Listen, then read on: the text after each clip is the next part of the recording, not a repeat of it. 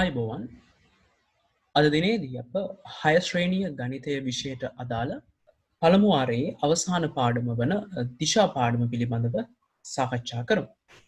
අප ප්‍රථමයෙන්ම බලමු දිශාවක් අප භාවිතා කරන්නේ කුමක් සඳහාදයි කියා. දෙන ලද ස්ථානයක සිට වෙනත් ස්ථානයක පිහිටීම ප්‍රකාශ කිරීම සඳහා දිශා භාවිතා කරයි. එනම් අප සිටිනා එක් ස්ථානයක ඉඳලා තවත් තැනකට ගමන් කරන්න නැත්නම් තවත් ස්ථානයක් තියෙන තැන ප්‍රකාශ කිරීම සඳහා අපට දිශා අවශ්‍ය වෙනවා. අප ගත්තොත් දිශා අපිට ප්‍රධාන වශයෙන් කොටස් දෙකකට බෙදා වෙන් කරන්නට පුළුවන්. එනම් ප්‍රධාන දිශා සහ අනුදිශා වශයෙන්. ප්‍රධාන දිශා ලෙස උතුර, දකුණ, නැගෙනහිර සහ බස්නාහිර ලෙස ප්‍රධාන දිශා හතරක් හඳුනාගත හැකියි. එලෙසම අනුදිශා ලෙස ඊසාන, ගිනිකොන, නිරිත සහ වයම ලෙස අනුදිශා හතරක් අපට හඳුනාගත හැකියි. මේ අනුව ප්‍රධාන දිශා සහ අනුදිශා ලෙස දිශා 8ක් අපට හඳුනාගත හැකි වෙනවා. ඔබට මේ දැක්වන්නේ ප්‍රධාන දිශා 4 උතුර, නැගෙනහිර, දකුණ සහ බස්නාහිර. එමෙන්ම අනුදිශා උතුර සහ නැගෙනහිර අතර ඊසානත්, දකුණ සහ නැගෙනහිර අතර ගිනිකොනත්, දකුණ සහ බටහිර අතර නිරිතත්, උතුර සහ බටහිර අතර වයමත් පිහිටනවා. මෙහිදී විශේෂ කරුණක් ලෙස අපට දැකගත හැකි ප්‍රධාන දිශා දෙකක් අතර අපට ඍජු කෝණයක් දැකගත හැකි වෙනවා. අප මීට පෙර කෝණ පාඩමේදී ඉගෙනගත් ඍජු කෝණයක්. එමෙන්ම ප්‍රධාන දිශාවක් සහ ඊට ආසන්නයේ ඇති අනුදිශාවක් අතර කෝණය අංශක 45ක් ලෙස අපට හඳුනාගත හැකියි. දිශා නිවැරදිව සොයා ගැනීම සඳහා අපට උපකරණයක් භාවිතා කළ හැකි. එම උපකරණය මාලිමාව ලෙස අපට හඳුනාගත හැකියි. ඔබට මේ දිස්වන්නේ මාලිමාවක්. මේ මාලිමාවේ තුඩ මාලිමාවේ උතුරු දිශාවට සකසා ගැනීමෙන් අපට නිවැරදිව ඉතා පහසුවෙන් දිශා හඳුනාගත හැකි වෙනවා. එසේනම් අපි පුංචි අභ්‍යාසයක යෙදෙමු. අප මේ ඉගෙනගත් ප්‍රධාන දිශා සහ අනුදිශා පිළිබඳව. උපුල්ගේ නිවස සහ ඒ වටා පිහිටි ස්ථාන කිහිපයක් පහත දැක්වේ. අපට මෙහිදී දැකගත හැකි උතුර ලෙස මෙහිදී අපට දිශාව පහසුවෙන් හඳුනා ගැනීම සඳහා එය ලකුණු කර දී තිබෙනවා. නිවසේ සිට පහත සඳහන් එක් ස්ථානයේ පිහිටි දිශාව සඳහන් කරමින් දී ඇති වගුව සම්පූර්ණ කරන්න. right, අපි බලමු නිවසේ සිට පන්සල. අපි බැලුවොත් නිවසේ සිට පන්සලට යන්නට අපි නිවස ගාවට ගිහිල්ලා මෙහිදී දිශා ටිකක් මතක් කරගත්තොත් උතුර, නැගෙනහිර, බස්නාහිර සහ දකුණ. ඒ ආකාරයට බලු විට නිවසේ සිට පන්සල පිහිටා ඇත්තේ දකුණු දිශාවෙන් බව පහසුවෙන් සොයාගත හැකියි. නිවසේ සිට වෙළඳ සැල පිහිටා ඇත්තේ අප නිවස ගාවට ගියොත් වෙළඳ සැල අපට දිස්වන්නේ මේ දෙසින්. එනම් දකුණ සහ බස්නාහිර අතර අපට මේ දිශාව හඳුනාගත හැකි නිරිත ලෙස. එමෙන්ම නිවසේ සිට තැපැල් කාර්යාලය පිහිටා ඇත්තේ උතුරු දෙසින් ඉතාමත් පහසුයි. නිවසේ සිට පාසල පිහිටා ඇත්තේ ඊසාන දිසින්. නිවසේ සිට රෝහල පිහිටා ඇත්තේ අපට පහසුවෙන් දැකගත හැකි නැගෙනහිර දෙසින්. එමෙන්ම නිවසේ සිට වැව පිහිටා ඇත්තේ ගිනිකොන දිශාවෙන්. එමෙන්ම නිවසේ සිට බස් නැවතුම්පොළ පිහිටා ඇත්තේ ඉතාමත්ම පහසුයි බටහිර දෙසින්. එමෙන්ම නිවසේ සිට දුම්රිය ස්ථානයේ පිහිටා ඇත්තේ වයඹ දිශාවෙන්. right.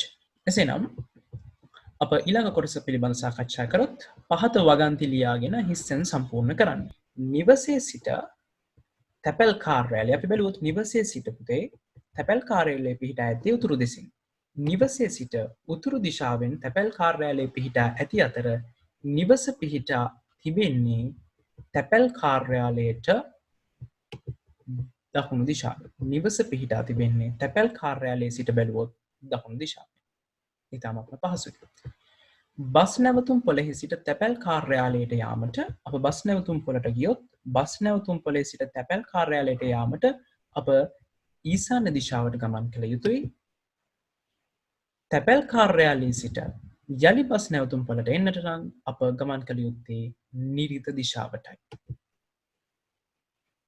එමෙන්ම තැපැල් කාර්යාලයේ සිට රෝහල පිහිටා තිබෙන්නේ අපට පහසුවෙන් දැකගත හැකි ගිනිකොන දිශාවෙන්. එමෙන්ම රෝහලේ සිට නිරිත දිශාවෙන් පිහිටා ඇත්තේ පන්සල ලෙස අපිට හඳුනාගත හැකි. පන්සලේ සිට ඊසාන දිශාවෙන් පිහිටා ඇත්තේ රෝහලයි. රෝහලේ සිට උතුරු දිශාවෙන් පිහිටා ඇත්තේ පාසලයි. මෙන්ම පන්සලේ සිට අපට නිවස හමුවීමට නම් අප ගමන් කළ යුත්තේ උතුරු දිශාවටයි. නිවසේ සිට අප බස්නාහිර දිශාවට ගමන් කළ විට අපට ලැබෙන්නේ බස් නැවතුම් පොළයි. එමෙන්ම බස් නැවතුම් පොළේ සිට යළි පන්සලට ඒමට නම් අප ගමන් කළ යුත්තේ ගිනිකොන දිශාවටයි. එසේනම් ඔබට ඉතාමත්ම පැහැදිලිවුදයි මෙම දිශා ඇතුසුරෙන් අපට යම් ස්ථානයක සිට තවත් ස්ථානයකට ගමන් කිරීමටත් එම ස්ථානයේ සිට නැවත අප සිටි ස්ථානයට පැමිණීමටත් ඉතාමත්ම පහසුවෙන් කෙනෙක්ට තවත් ස්ථානයක පිහිටීමක මාර්ගෝපදේශනයක් ලබා දීම සඳහා අපට දිශා භාවිතා කිරීම පහසු වෙනවා. අප තවත් අභ්‍යාසයකට යමුනොත් කැලෑවේ ඇවිදීම පුහුණු කිරීම සඳහා එහි පිහිටි ගල්තලාවකට රැගෙන ගිය හමුදා භටයෙකුට ලබා දුන් පහත තොරතුරු අනුව ඔහු තම ගමන සම්පූර්ණ කළ යුතුය. එසේනම් අපි බලමු. අපිට දීලා තියෙන්නේ මෙම දීලා තියෙන තොරතුරු ඇසුරෙන් ඔහු ගමන් කළ යුතු මාර්ගය දල සටහනක දැක්වීමටයි. ගල්තලාවේ සිට අප ගල්තලාව මෙලෙස ලකුණු කරගත්තොත් ගල්තලාවේ සිට මීටර 500ක් නැගෙනහිරට ගිය විට දිය පහරක් හරහා වැටි ඇති ඒ දණ්ඩක් හමු වේ. එසේනම් අප ගල්තලාවේ සිට නැගෙනහිර දිශාවට මීටර 500ක් ගමන් කළ යුතුයි. එවිට අපට ඒ දණ්ඩක් හමු වනවා. ඒ දණ්ඩෙන් එගොඩ වී ඊසාන දෙසට මීටර 800ක් ගමන් කළ විට ඒ දණ්ඩෙන් එගොඩ වී අපි ඊසාන දිශාවට මීටර 800ක් ගමන් කළ විට දියඇල්ලක් හමු වේ. දියඇල්ල ළඟ සිට මීටර 600ක් ගිනිකොන දිශාවට දියඇල්ල සිට මීටර 600ක් ගිනිකොන දිශාවට ගමන් කළ විට කිතුල් ගසක් හමු වේ. කිතුල් ගස ළඟ සිට මීටර 750ක් නිරිත දෙසට ගමන් කළ විට කිතුල් ගස සිට නිරිත දෙසට අප මීටර 750ක් ගමන් කළ විට අපට ගල් ගුහාවක් හමු වේ. ගල් ගුහාවේ සිට මීටර 800ක් වයම දෙසට ගමන් කළ විට ඔහුගේ කඳවුර හමු වේ. එසේනම් ඔබට දල සටහනක් ලෙස මේ ආකාරයක සටහනක් ලැබිය යුතුයි. මෙහිදී මෙම දිගවල් පිළිබඳව සැලකිලිමත් වන්න. නමුත් මේ දල සටහනක් නිසා එය දලව දැක්විය හැකි. එහිදී මෙම දුරවල් අනිවාර්යෙන්ම සඳහන් කළ යුතුයි. එමෙන්ම මෙම ස්ථාන විශේෂයෙන්ම නම් කළ යුතුයි. ඔබටත් ලැබුණු පිළිතුර මේ හා සසඳා බලන්න. ඊළඟට අපි කතා කරන්නට යනවා පුතේ තිරස සහ සිරස පිළිබඳව. යම් වස්තුවක පිහිටීම විස්තර කරන්න දිශා වගේම තිරස සහ සිරස නැමැති සංකල්පයත් අපි පාවිච්චි කරනවා. අපට තිරස මේ ආකාරයට දක්වන්නට පුළුවන්. සිරස මේ ආකාරයට දක්වන්නට පුළුවන්. තිරස සිරස. අප ගත්තොත් ඔබගේ නිවසේ තියෙන මාළු ටැංකියක්. මේ මාළු ටැංකියක අපට දැකගත හැකි මෙම ජල පෘෂ්ඨය ඉහළ ඇති ජල පෘෂ්ඨය අපට හඳුනාගත හැකි තිරස් තලයක් ලෙස. එසේත් නැතිනම් තිරස් පෘෂ්ඨයක් ලෙස මෙම ජල පෘෂ්ඨය. එමෙන්ම මාළු ටැංකියක මෙලෙස පැත්තකින් නැති මෙම පෘෂ්ඨය අපිට හඳුනාගත හැකි සිරස් පෘෂ්ඨයක් ලෙස. එය සිරස් ලෙස තියෙන්නේ. එමෙන් මේක පෘෂ්ඨයක් තලයක්. එම නිසා අපි සිරස් පෘෂ්ඨයක් ලෙස හඳුන්වනු ලබනවා. එලෙසම මෙම මාළු ටැංකියේ මෙම කෙළවර අපි මේකට දාරයක් කියලා හඳුන්වනවා. මෙය තිරස්ව ඇති ධාරයක්. එම නිසාය තිරස් ධාරයක් ලෙස හඳුනාගත හැකියි. එමෙන්ම සිරස්ව ඇති ධාර සිරස් ලෙස පිහිටා ඇති මෙන්ම ධාර අපි සිරස් ධාර ලෙස හඳුන්වනු ලබනවා. එසේනම් අපිට මේ ආකාරයට යම් පෘෂ්ඨයක යම් වස්තුවක තිරස්තල, සිරස්තල, තිරස්ධාර සහ සිරස්ධාර අපට වෙන් කර හඳුනාගත හැකියි. එමෙන්ම තවදුරටත් තිරස්තලයක ඇති ඕනෑම රේඛාවක් තිරස් රේඛාවක් වුවද සිරස්තලයක ඇති ඕනෑම රේඛාවක් සිරස් රේඛාවක් යැයි කිව නොහැක. උදාහරණයක් වශයෙන් ඔබට මෙහි දැකගත හැකි පුතේ මෙහි මේසය මත මෙම තලය මෙම පෘෂ්ඨය තිරස් තලයක්. මේ මත ඇති ඕනෑම ධාරයක් අප ගත්තොත් එය තිරස් ධාරයක් යැයි අපිට ප්‍රකාශ කළ හැකියි. අප මෙම මේසේ කකුලක් ගත්තොත් මෙම මේසේ කකුල අපට සිරස් පෘෂ්ඨයක් ලෙස හඳුනාගත හැකියි. එහි මෙම ධාර සිරස් ධාර වන නමුත් මෙහි පහළ ඇති ධාර සිරස් ධාර වන්නේ නැහැ. එසේනම් සිරස් පෘෂ්ඨයක ඇති ඕනෑම රේඛාවක් සිරස් රේඛාවක් යැයි අපට කිව නොහැකියි. නමුත් තිරස් පෘෂ්ඨයක ඇති ඕනෑම රේඛාවක් අපට තිරස් රේඛාවක් යැයි ප්‍රකාශ කළ හැකියි. එමෙන්ම මේ අල්මාරිය අපි ගත්තොත් මෙහි තිරස් මතු පිටක් සහ තිරස් ධාරයක් ඔබට දැකගත හැකියි. මෙහිදී සිරස් පෘෂ්ඨයක් එනම් සිරස් මතු පිටක් එමෙන්ම තිරස් ධාරයක් දැකගත හැකියි. එමෙන්ම මෙය සිරස් ධාරයක් ලෙස හඳුනාගත හැකියි. අප නිවසක් ගතහොත් අපට හඳුනාගත හැකි ගෙබීම එසේත් නැතිනම් පොළව තිරස් එමෙන්ම බිත්තිය සිරස්.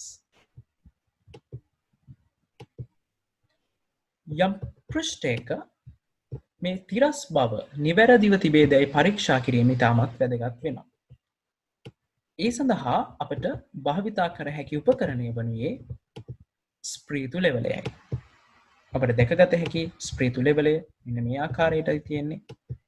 මෙහිදී මෙහි ස්ප්‍රීතු ලෙවලේ ඇති මෙම වායු බුබුල හරි මැද නොපිහිටන්නේ නම් එම තලය තිරස් තලයක් නොවේ.